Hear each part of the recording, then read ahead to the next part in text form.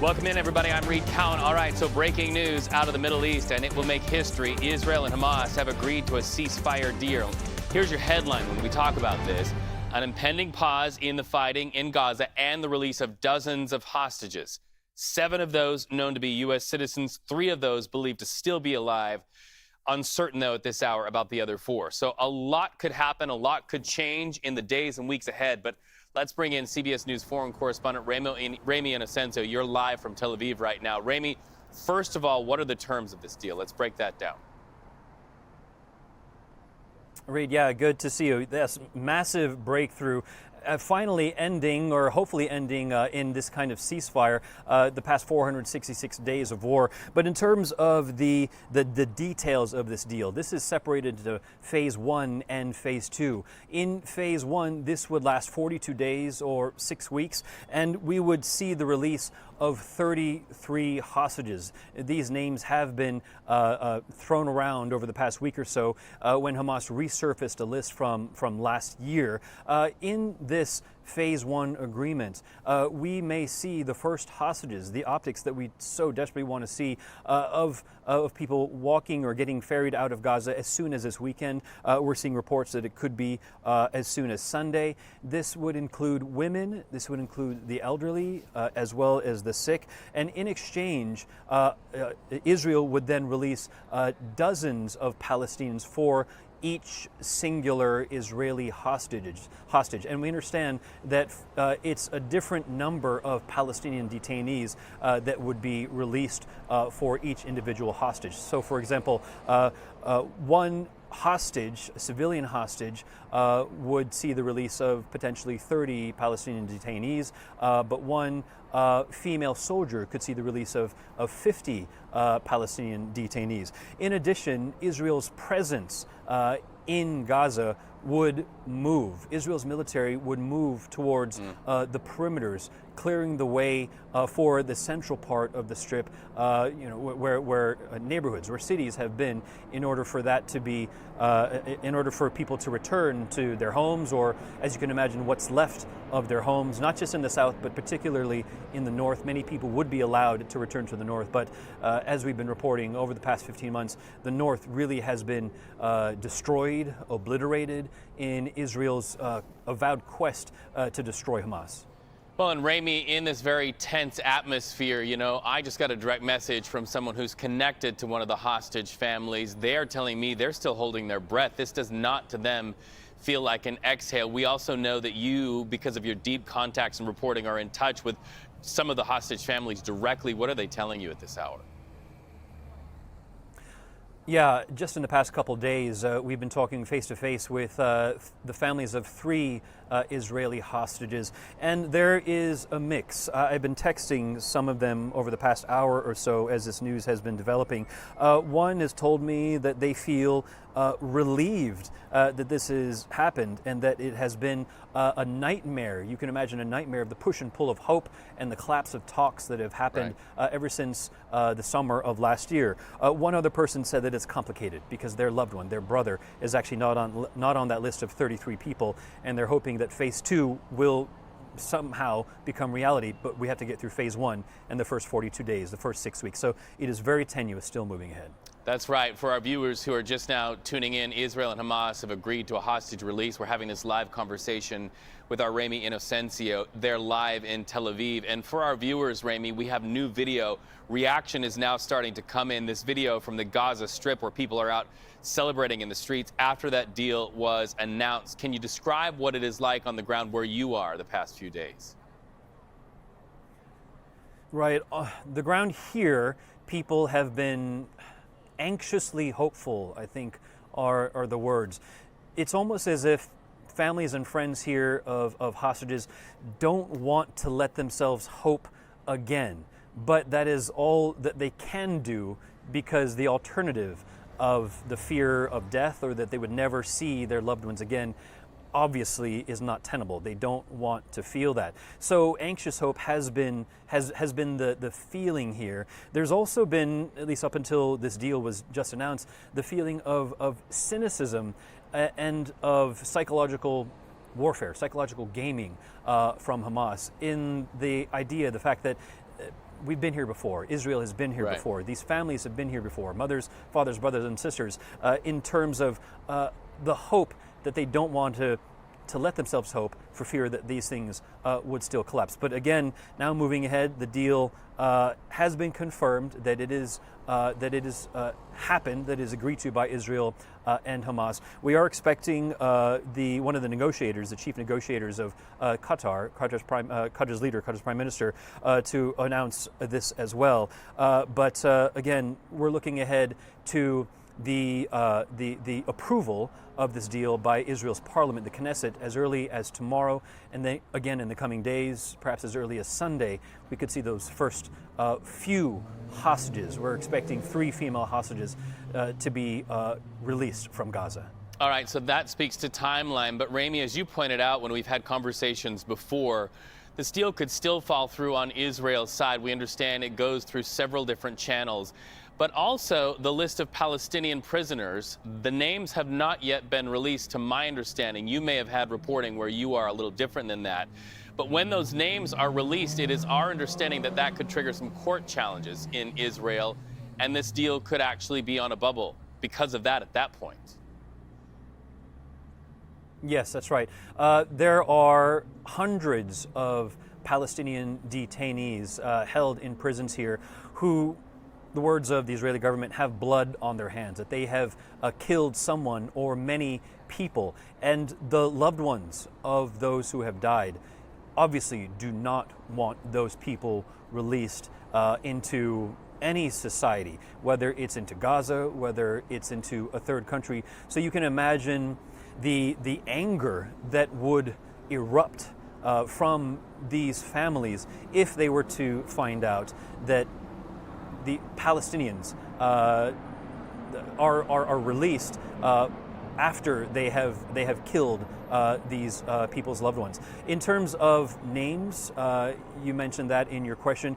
We have not gotten any names, but there has been talk on whether Marwan Barghouti, who is wanted and is in Israeli prison, will not be released. But looking ahead, we're expecting that it may be women, children, and wounded, but the high-value prisoners, those, again, that Israel says has blood on their hands, will not be released. Or if they're released, you can bet that people will be bracing for lawsuits, or that they would have to have some kind of guarantee, as much as you can get a guarantee, that they would not be able to come back anywhere near Gaza or Israel. Under the cover of night, as this news breaks, Israel and Hamas have agreed to that ceasefire deal and the release of at least some of those hostages. Rami Inocencio, thank you for being there on the scene in the night to bring us those late-breaking details. We may be coming back to you a little bit later here on CBS News 24/7. So let's deepen the conversation. Let's go live to CBS News contributor Robert Berger. You're live in Jerusalem, also very late right there where you are. So, Robert, let's go a little bit deeper about the process here. Once the names are released of those Palestinian prisoners still being held by Israel, things could definitely take a turn here. Is that why some of the hostage families are still holding their breath? That's one reason. I should mention, though, I think the main reason they're holding their breath is you mentioned we've mentioned 33 hostages are going to be released. It's important to remember that 98 altogether are still being held in Gaza. So the fate of 65 still hasn't been decided. That's supposed to be decided in negotiations that will begin in a couple of weeks. And, if this is any yardstick, this agreement, it could take a long time to negotiate their release. So that's the concern among the families. I think the legal challenges in the Supreme Court, that will happen. It could perhaps slow things down, but I wouldn't expect that the court would block the release of these prisoners. It hasn't done that in the past. Yeah, as Rami just mentioned, he's been communicating directly with some of the hostage families whose names are not on that first release of those 33 that are expected to be released, some as soon as this weekend. So let's talk about the timeline here. 42 days is what has been agreed to. What happens in that 42 days? So perhaps on Sunday, we would see the first release of the Israeli hostages. 3 is the number that I'm hearing unofficially. that three women would be released. By the way, of the 33, not all of them are alive. We actually don't have a list yet, but it could be that maybe only 20 or so are alive, and the rest would be bodies that would be brought back to Israel for burial. Probably what's going to happen is that you'll see releases in batches of maybe 3 or 4, with 4 or 5 days in between each batch of hostages that's released. And with each set of hostages that are released, you would see probably the release of maybe 100 or so Palestinian prisoners. All right, so let's talk about what else happens in those 42 days, because the big question is, aside from the release of some of those Palestinian prisoners, what else is in it for Hamas? On the ground, how do things change for them, especially in the Gaza Strip? Well, first of all, you have a ceasefire. They've been under Israeli bombardment now for 15 months, and much of Gaza has been destroyed. So they'll be able to come out really of their hiding places now and assess the damage, which, by the way, it's a mass destruction. And Israel won't be able to attack them like it has been over the past 15 months. The question is, of course, will this ceasefire hold over the next 6 weeks? It's fragile. If there's something like an ambush on Israeli soldiers, that could derail the process. But I think the feeling is that these 33 hostages will probably get out over the next 6 weeks. I think the bigger question is what happens in phase 2 to the remaining 65 or so hostages. Right. And also, let's talk about getting aid into Gaza, badly needed for thousands of people there. Are there any points in this negotiation that increases aid into Gaza during this 42 days, Robert? Yes, that's part of the deal, a surge in humanitarian aid. Right now, about 200 trucks a day are supposed to be going into Gaza. I don't actually know if it's quite that many, but this is supposed to surge now up to perhaps 600 trucks a day. That may be a little bit too ambitious. But, with the ceasefire, it would be possible to get this aid in without endangering the trucks and the truck drivers and looting and so on. All right, and so we also have cameras trained on a room there in Qatar where we anticipate an announcement that really formalizes this to the world. So we just want to let our viewers know, as soon as somebody steps to that podium, we'll be watching for that very formal announcement in Qatar. Why is this taking longer? Obviously, this is spreading like wildfire online, and on media of all sorts confirmed that there's been this deal. But why are they not, do you think, stepping forward to the mic in Qatar? They're probably just ironing out the final details, perhaps. That's not unusual, to be honest. The timetable is pretty good. It's about 8 or 9 o'clock here, local time. It takes time to I think, for them to formalize what they're going to say to the world, but we expect that this announcement will probably be coming in the next hour or so. We are streaming coast to coast and worldwide here on CBS News 24/7. This breaking news that Hamas and Israel have reached a ceasefire deal that includes the release of some 33 hostages in the next 42 days. Let's talk about the American hostages. What do you know about American hostages that are still being held, Robert? Yeah, so there are 7 Americans who were left in Gaza, but only 3 are believed to be alive. Now, in this first stage, you're talking about 33 hostages, mostly women and men over the age of 50. So of the 3 Americans, we know that one, Keith Siegel, is 64 years old. So it's assumed or hoped that he would be among those released in this first phase. Now, the others, it's not clear. At least 1 or 2 of them are soldiers, and the soldiers would be the last to be released.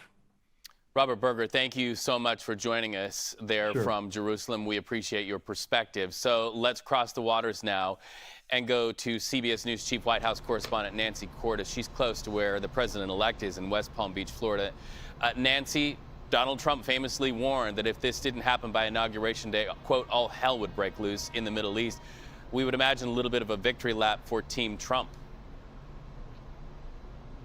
That's right. I think any question of whether Trump was going to claim credit for this deal has now been definitively answered. He put out a statement a short time ago saying that this epic ceasefire agreement could only have happened, Reed, because he was elected in November. Never mind the fact that Biden administration officials have been engaged in these very delicate negotiations for months. Note you have the president-elect and those who support him insisting that it is because of the public pressure that he placed on the Israelis, on Hamas, by saying repeatedly that there would be hell to pay if there was no hostage deal before he took office in 5 days, that really got things over the finish line. In fact, his incoming national security advisor, Reed, Mike Waltz, a congressman, put out a tweet or a post on X a short time ago, erasing any doubt about who they think is responsible for this development. He posted Trump's statement and added the words, "the Trump effect." So basically, that's the line you are going to be hearing from Republicans and Trump supporters, and potentially Trump himself in person at some point, that this is all because of Trump's influence. The president-elect himself is at his golf club today.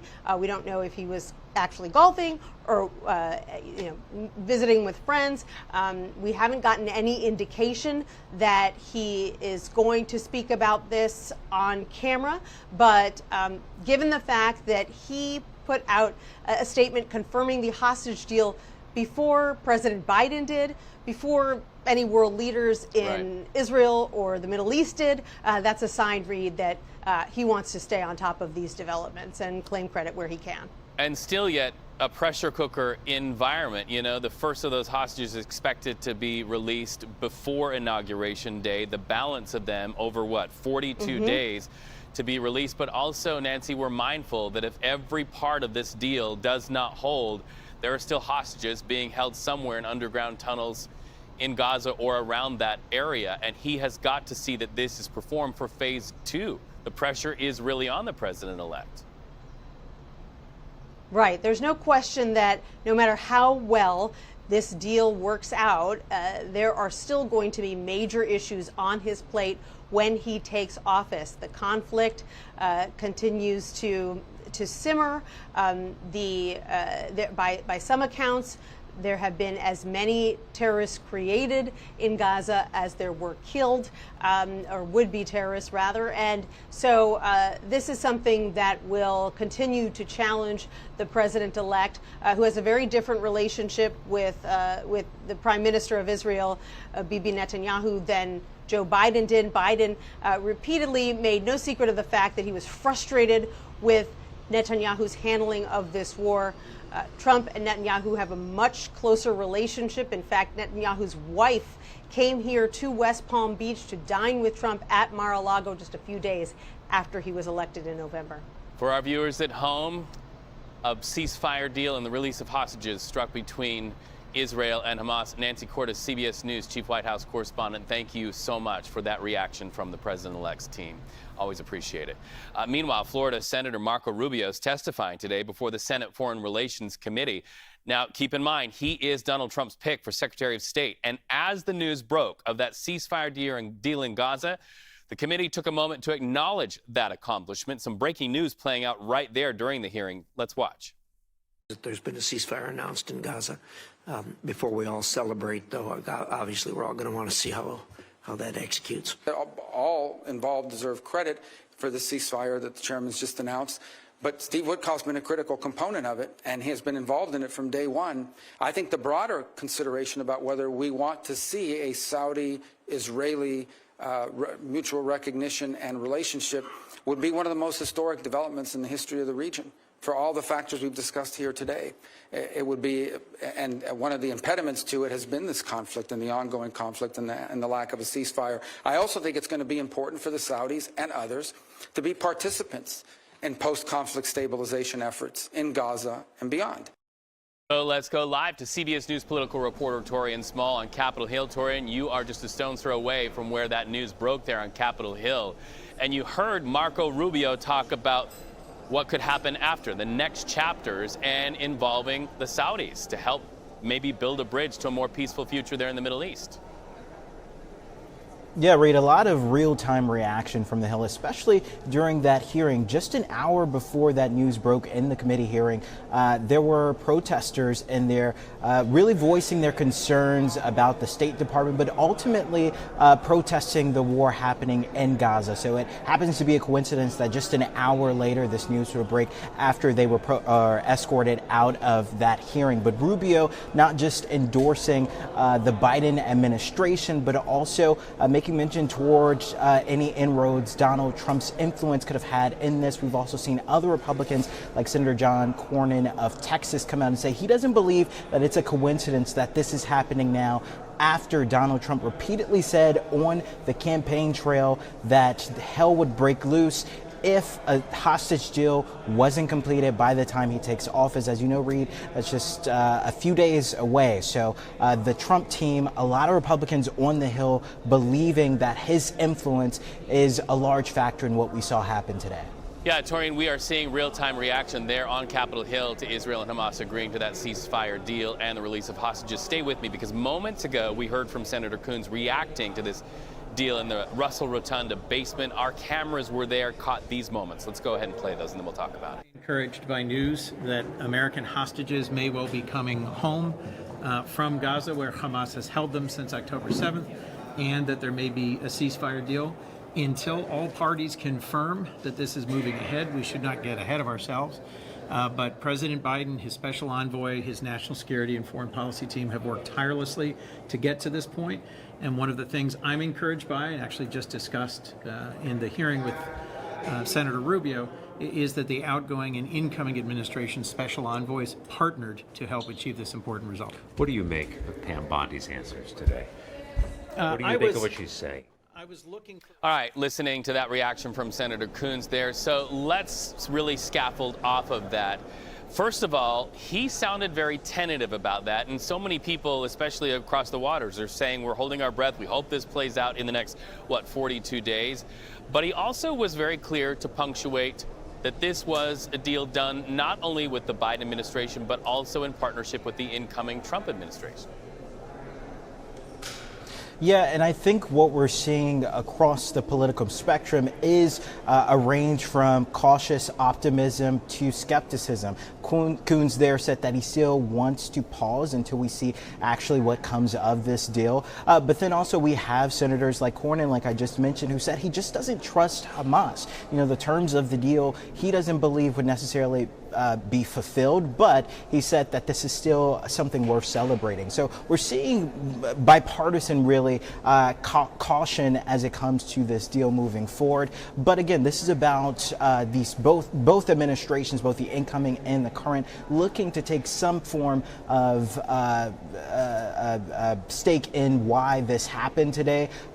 When we've seen other incremental developments in this war, we've often heard from the White House, so that's expected, likely to happen today. But the Trump campaign also put out quite a few statements saying that this is something worth celebrating because Trump's influence again.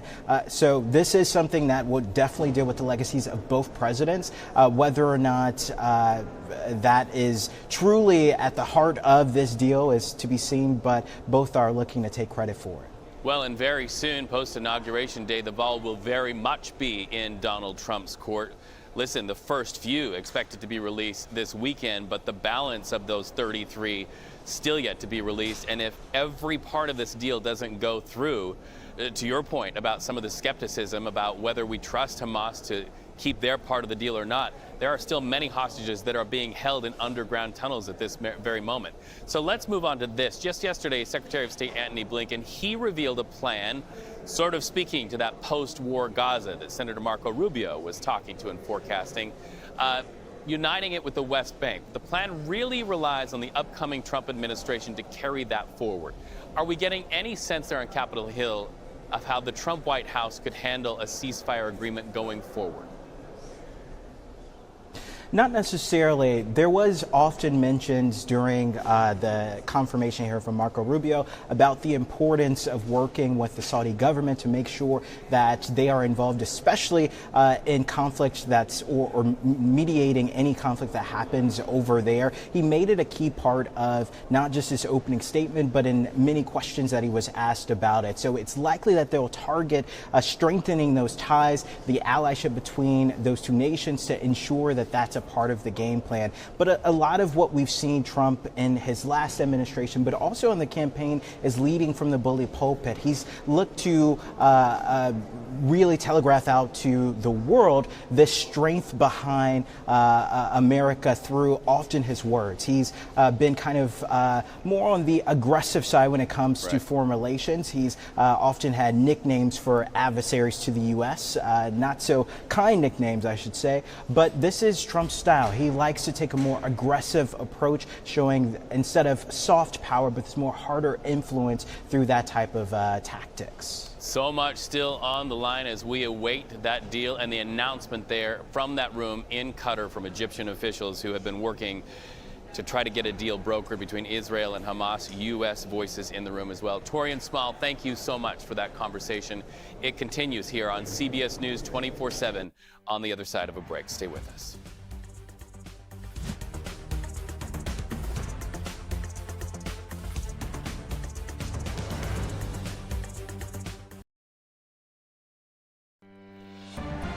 Welcome back to CBS News 24/7. I'm Reed Cowan. So big history-making breaking news out of the Middle East today. Israel and Hamas have agreed to a ceasefire deal. So here's your headline and how it will work. An impending pause in the fighting in Gaza, the release of dozens of hostages. At this count, 33 hostages yet to be released over 42 days. Now, 7 of those are known to be U.S. citizens. 3 of those are believed to be alive. It is uncertain the fate of the other 4 American citizens being held right now, but they are on that list of 33. So let's bring in CBS News White House reporter Willie James Inman for more on the Biden administration's response. Just a moment ago, Nancy Cordes mentioned that President-elect Donald Trump put a statement out before the Biden administration. What are you hearing from the Biden administration? Hey there, Reed. That's right. We saw that statement from the president-elect. Before we have seen or heard anything from the White House, we have not seen any type of statement or reaction coming from the White House just yet.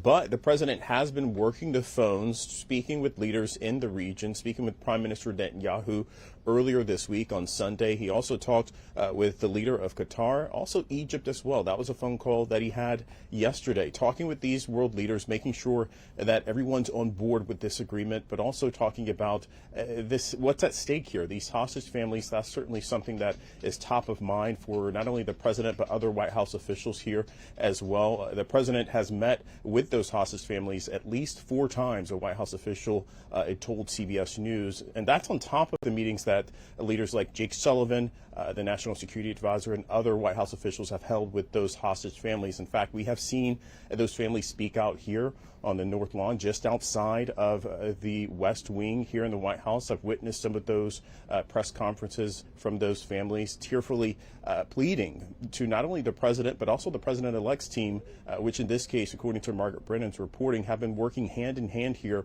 with this deal to bring about this deal. So the president, of course, we typically anticipate he has some type of statement when we have big news like this, but not anything just yet, Reed. But the president working behind the scenes, working the phones to make sure that this deal comes to fruition. Yeah, how do you read that, Willie, as somebody who has covered this White House now for so long, the fact that he has not said something and now the president-elect has said something, while at the same time we are still awaiting official announcements there in Qatar from Egyptian officials who have been part of these negotiations? How do you read it? Yeah, well, I've covered both President Trump and President Biden, and typically President Trump is someone we know, President Trump's personality. He oftentimes will shoot at the hip, so to speak. He'll have those social media reactions. He'll fire people via social media, but he'll also give statements such as this via social media as well. President Biden, on the other hand, quite pragmatic in terms of his response, much more planned in terms of those typical responses that come out of his White House.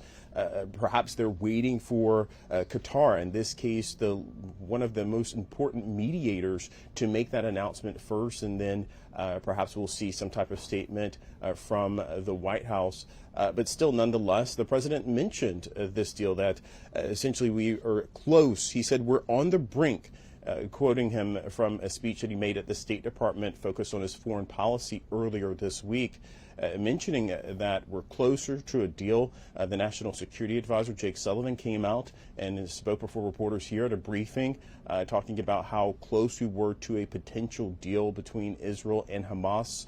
So there are perhaps some folks working behind the scenes here, making sure they have all of their I's dotted, all of their T's crossed, to make sure that they have any type of statement. Once it does come out, of course, we'll make sure to bring that to you here when we have it, Reed. Well, and before we let you go, Willie, in the flurry of getting all our arms around all of this breaking news, we have to remember that President Biden is set to deliver his farewell address to the nation tonight. Likely, some of what he has to say will be shaped by the events of today's breaking news, no?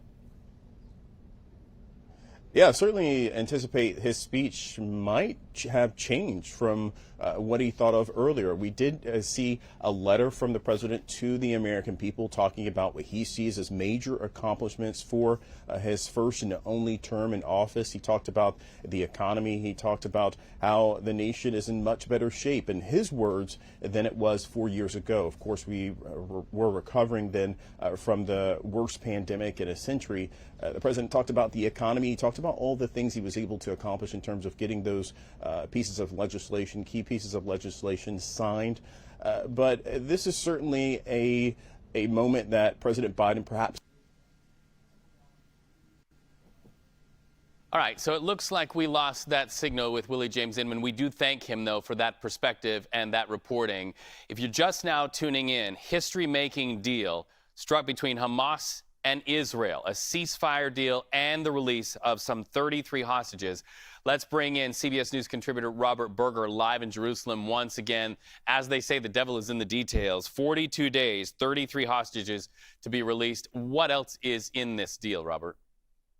So what we're expecting to happen is a phased release of the hostages, and also a phased release of about 1,000 Palestinian prisoners over the next 6 weeks of this ceasefire. The hope is that we may see 3 living Israeli hostages come out as early as Sunday. And then we're going to, according to sources, perhaps about once a week, we're going to see a release of 3, 4, or 5 Israeli hostages.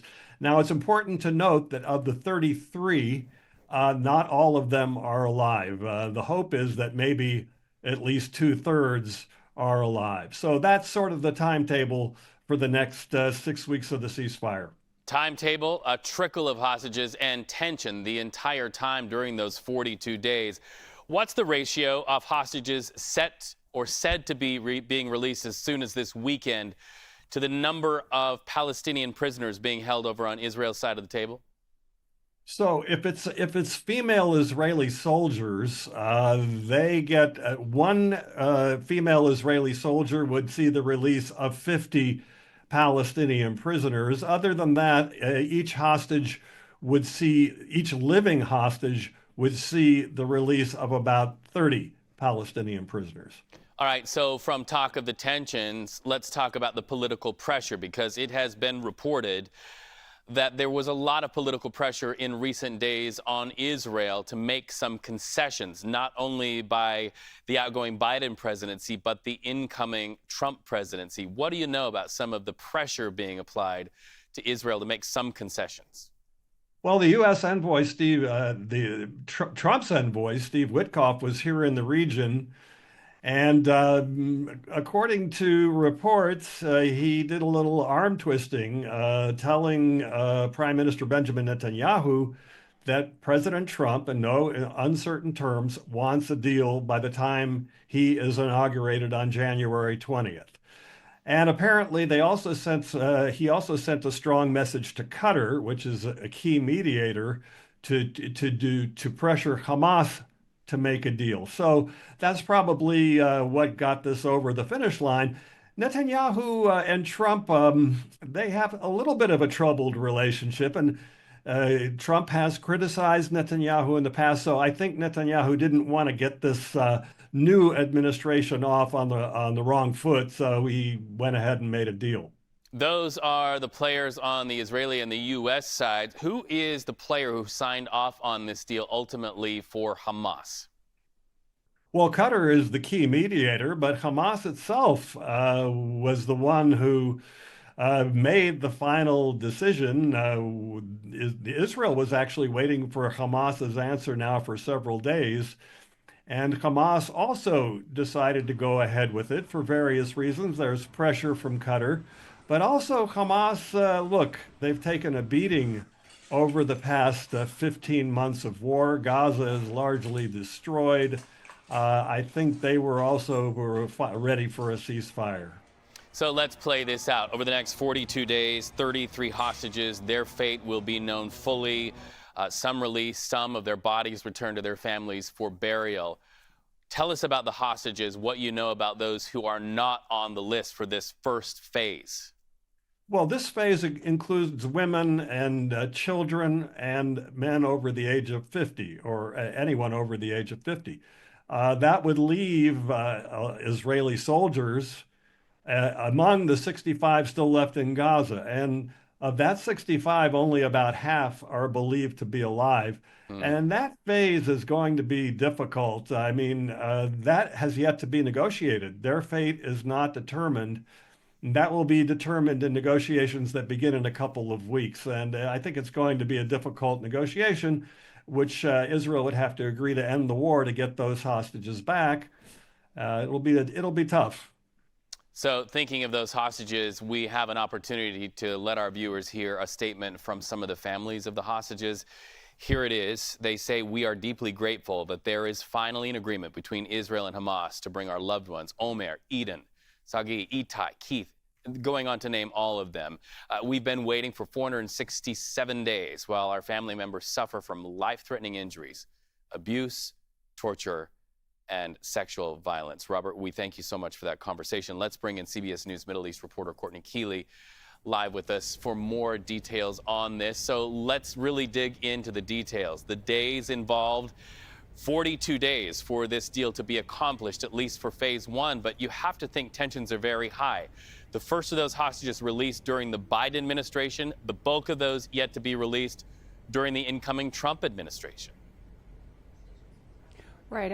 According to Jerusalem Post, there are 98 hostages remaining, and they don't say who is still alive. But of course, family members wanting their deceased family to come out so they can give them a proper burial. We are hearing 16 days in is going to be a critical marker. That'll be well into post-inauguration for President Trump with his team in place, and it will be on his team. But while we've seen President Biden engage with President-elect Trump, we are also looking at what the Qataris have done, what's happening in Gaza, what's happening in Hamas writ large outside of the country, and especially what's also happening with the Israeli government. Netanyahu has to keep his coalition in check, and even some of the members, like for the finance minister Bezalel Smotrich, and for the Religious Zionist Party and others, they have not wanted to see this kind of deal, and they want to keep the IDF there. So a lot of different players are not necessarily going to engage, and that's the big thing. That's why it's so fragile. But I can tell you right now that there are reports coming out of Gaza that one of the reporters there, because no reporters from the outside, from the West world, are allowed in, a Palestinian reporter took off his press jacket and is being hoisted on people's shoulders where they are crying and screaming in jubilation that there is actual ceasefire. It's a dire conditions, malnourishment, no medical care, very little food, and some celebration this evening there. You mentioned some of the players in the Israeli government that have to be a part of getting this deal all the way over the finish line. These are players that are not entirely powerless. Walk us through it. It's my understanding that this deal first has to go through the Israeli cabinet, then through the Knesset. And then it's my understanding that we will get the list of the Palestinian prisoners who are being held on the Israeli side of the table, so to speak. Once those names come out, that could trigger a whole bunch of things that could happen at the layer of the cabinet, the Knesset, as far as court cases. Right, and so what the big headline that came out yesterday in the Jerusalem Post, so Israeli news, and not in any way lefty, just straight down the line or even tilting conservative, is that the National Security Minister Itamar Ben-Gvir actually said in a tweet, and it was reported by the Jerusalem Post, that his party prevented a hostage deal, quote, time and time again. And he is looking to the finance minister now to see if he will threaten to resign from the party when this hostage deal is announced. So we're going to have to see what the makeup of the players inside the government are. But like I said, Ben-Gvir saying they have not as much power as they did, but that can shift and change very quickly. And Netanyahu can make promises, but there can be a lot of dissent within the Israeli government, and that has caused a problem this whole time. That has caused a problem within Israeli public too. So right now people are crossing their fingers. Like I said, Gaza celebrations, families of hostages holding on. We're not even necessarily going to see the first hostage release until Sunday. So it's still, just waiting and excruciating time, I'm sure, for all of those families involved. Courtney, stay with us. We just want to reset and let our viewers know you're watching continuing coverage here on CBS News 24/7 of that deal struck between Israel and Hamas, that deal to play out over 42 days, the release of some 33 hostages, but also the release of quite a few Palestinian prisoners being held by Israel. Stay with us because I want you to listen to reaction. In his confirmation hearing in front of the Senate Foreign Relations Committee, Marco Rubio, who is up for confirmation right now with the Senate, coming in for the incoming Trump administration. He was asked about his vision for the Middle East going forward. Let's listen. One another without being in conflict and the ability to pursue prosperity. Sadly and unfortunately, the conditions for that to exist have not been in place for some substantial period of time. I point to you as an example, back in 2020, the Trump administration offered $58 billion, or about $50 billion or $58 billion to $50 billion, $58 to $50 billion in investment to the Palestinians, and that included, I believe, 28 or 29 billion specifically for Gaza, and it was rejected. That offer was made back in January of 2020, and then it pivoted over as a result of that rejection to what we now know as the Abraham Accords. Second, I would say that Israel is a small nation who, at its narrowest point, is 9 miles wide. It has been historically surrounded by enemies that seek their destruction. Hezbollah to the north, Hamas to the west, Iran further north with nuclear weapons, constantly. In fact, I would argue that if Israel had not been firm and strong in its response in this endeavor, most recently, they may very well have faced an existential threat, as they continue to in many ways. Now, here's the good news, and it's not just about the ceasefire today, although that's very important. The good news is that potentially we have had a dynamic shift in the region that has an historic opportunity, if appropriately structured and pursued, that changes the dynamics of what might be possible. And that, we've discussed Syria, we've discussed events in Lebanon quite a bit as well, the degrading of the Iranian capability, which I hope will continue, and hopefully the ability to reach some agreement between Israel and Saudi Arabia on normalization and being able to engage both for their mutual security and also economic prosperity. The real open question for the Palestinians is who will govern? Who will govern in Gaza in the short term, and who will ultimately govern? Will it be the Palestinian Authority or some other entity? Because it has to be someone. That was the initial goal for Gaza when the Israelis withdrew from there, and they turned it over. And they turned it over with greenhouses, and they turned it over with all kinds of economic development. Hamas won an election. They took over, and they destroyed the place and built tunnels for terrorists to operate from. So the key is not simply governance. It's who will govern. You can't turn it over to people who seek your destruction. And so I do think this is a very complex issue, and I think that's understating it. We all recognize it. But I also believe that we should not underestimate the potential opportunities that now exist. And it'll take some time to fully understand what those are, that perhaps open the door to things that were not open in the future. But from the Israeli perspective, which I fully understand, it begins with their existence. Because you cannot coexist with armed elements at your border who seek your destruction and evisceration as a state. You just can't. No nation on it. We wouldn't tolerate it, and they can't either. And it begins with having that level of security, and if they do, then I think there are opportunities that come about as a result of it. Those opportunities historically have not existed in recent times. Perhaps we're living in an era where that will be, the likelihood of it is higher because of recent events, unexpected events in Syria and Lebanon and other places. Senator Scott.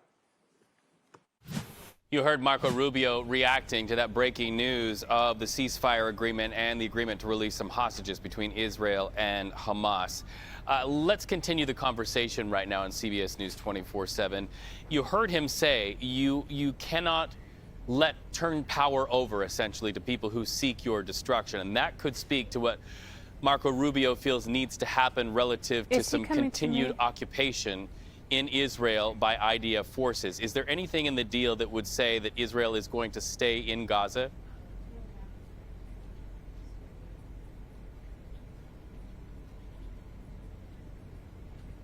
Courtney, do you have us? Yes, I'm right here. So what we did here was Marco Rubio really laid out a lot of the regional change that has happened so quickly in the last 6 months that could really help this peace agreement, this ceasefire agreement technically, really get through all of its phases throughout those 42 days. He talked about, the change in Syria, the weakening of Iran, the decimation of Hezbollah, and all of these factors were emboldening Hamas, and they don't really have a strong Iran behind them. They don't have Syrian landmass to have weapons smuggled from Iran into Lebanon, and they don't have southern Lebanon for those weapons to come or any way around to get into Gaza. So they've really lost almost their patron in Bashar al-Assad. And so what you have is a more isolated, more weakened Hamas, although they won't tip their hand to that. And you've had Yahya Sinwar is dead, his brother is there, but not as many of the head players that once existed, except some of the older founders and figureheads. That's going to make a big difference. And while the IDF and Israel says there are militants still going in and growing inside Gaza, what's also growing besides the famine, the malnutrition, the desperate need for aid is lawlessness. Rule of law has broken down. Aid trucks are often stopped and raided because people are so desperate to get that food. People will sell it on a black market. There's no rule of law or government in place, and so that's what's going to happen too very quickly to keep any peace and the aid trucks coming in and the people getting fed, and also this ceasefire holding is not necessarily Hamas militants, but it's just average people, young men who have grown desperate and hungry and are trying to feed their families or make a buck, and that's going to be a problem. Total breakdown of rule of law. But what I'm hearing is this evening huge celebrations and relief that there's going to be a ceasefire.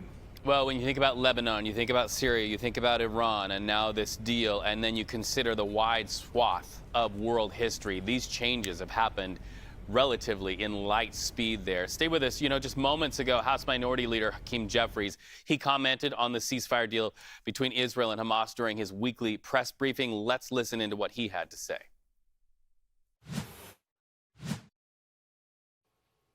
Let me also express my support for the ceasefire agreement that has been reached between the Israeli government and Hamas, facilitated by significant efforts led by President Joe Biden to achieve the release of many hostages who have been held captive for far too long in harrowing and horrific conditions, help facilitate the return of other hostages as soon as possible, and certainly make sure that humanitarian assistance is surged into Gaza so that innocent Palestinians who are in harm's way can receive the humanitarian support that they need moving forward. It's also my hope, consistent with the framework that President Joe Biden first put in the public domain last year, and that now has been realized, that the ceasefire agreement will lay the foundation for a just and lasting peace between Israel and the Palestinian people moving forward. Questions? Mr. Leader, I'm curious to get your reaction on the H.R. 28 yesterday, and 2 Democrats who voted with Republicans for the Protection of Women and Girls in Sports Act. And I'm just curious your reaction. I know Congressman Gonzalez put out a statement about voting for his district's interest, and if this might signal a broader support to come to work with Republicans on certain issues, certain social issues, and come to the table. The overwhelming opposition. So more reaction coming in, this time from House Democrat Hakeem Jeffries right there. Okay, we are also going to go now to some sound, an announcement from the Qatari Prime Minister telling people, breaking the news to the Middle East about this ceasefire deal and the release of hostages. Let's listen. Everything that's necessary to alleviate the suffering of the residents of the Strip. Since October 8th, we in the state of Qatar saved no effort with the constant, under the constant and watchful eye of His Highness Sheikh Tamim bin Hamad Al Thani. We worked day and night in order to reach this moment, and since our mediation efforts succeeded last November to guarantee the release of 109 hostages in return for a number of Palestinian prisoners, we have been working continuously in order to prevent bloodshed and put an end to the war machine and restore hope for our region in a prosperous future that will allow our people to dream of a better future. For 411 days, meetings and contacts continued with our partners and both sides of the conflict until we reached this long-awaited moment today. However, today begins a responsibility for both sides, who will be supported by the international community and the mediators in order to achieve complete success. And this is what we will be focusing on in the coming days and weeks. I would also like to express our thanks to all our partners in the region and internationally for their support to our efforts all the way until we reach this deal. And in conclusion, I would also like to remind our brothers in the Gaza Strip that Qatar will continue to offer support to our brothers in Palestine, and that this happens under the close watch and the watchful eye of His Highness Sheikh Tamim bin Hamad Al Thani, day and night, hour by hour, and minute by minute. We would like to tell them we give thanks to Allah for bringing us to this moment today, and hopefully this will be the last page in the days of the war. We would also like to call upon all sides to fully commit to all the articles of this agreement and to continue implementing these procedures and measures in accordance with the agreement. The state of Qatar will continue working jointly with its partners in order to make sure that this deal is implemented in full and that calm returns to the Gaza Strip in a sustainable manner, and we will never give up the people of Gaza. Thank you. First question, Sky News. Prime Minister Yalda Hakim from Sky News. Congratulations. This is a huge moment. You, as you say, have been working on this deal for many months. And the question is, why now? Why this moment? And was it pressure from the incoming Trump administration that got it over the line? Thank you. Well, thank you very much, Yalda, for this question. Actually, we've been raising the question of the right moment for the entire period since the collapse of the first phase. But we have seen a momentum that started to build in the last month, and we kept pushing for that, working together very closely with our partners. And I can say that what we have seen from the U.S. in the past few days, seeing a collaboration transcending both administrations, was a clear demonstration for the commitment of the U.S. to reach to that deal. And I really would like to thank both the envoys who are here with us in the last couple of days, and they played a vital role in reaching to this moment. And of course, for us and Egypt, this is something that we are a stakeholder in that conflict, that we have to do it and we have to help and support. But we have seen the steps that's been taken recently from the U.S. has yielded to this moment.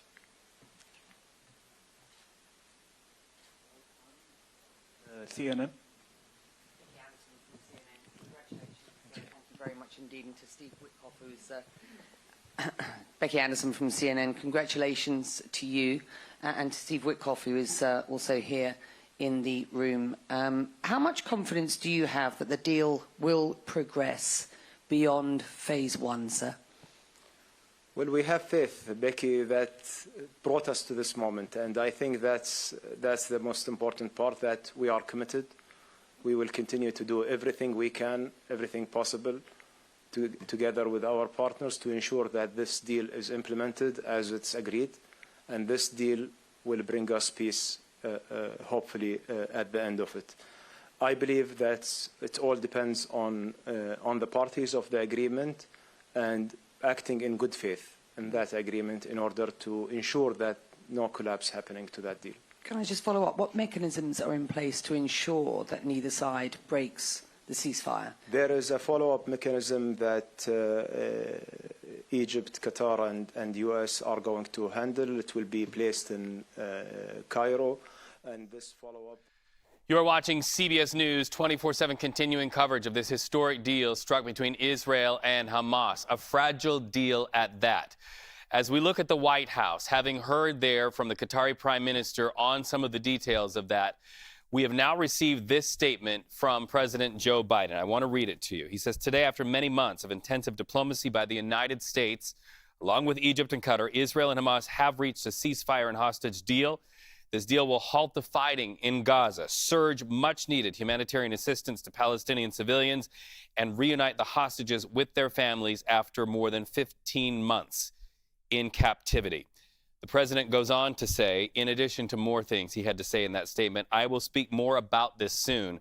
For now, he says, I am thrilled that those who have been held hostage are being reunited with their families. The statement from President Joe Biden. Of course, we frame this in time right now knowing that he is about to cap off a decades-long political career in a goodbye speech to the nation tonight from the White House. No doubt what he has to say tonight will be shaped by the historic events of today. Once again, a ceasefire and hostage deal struck by Israel and Hamas. Errol Barnett takes it over from here.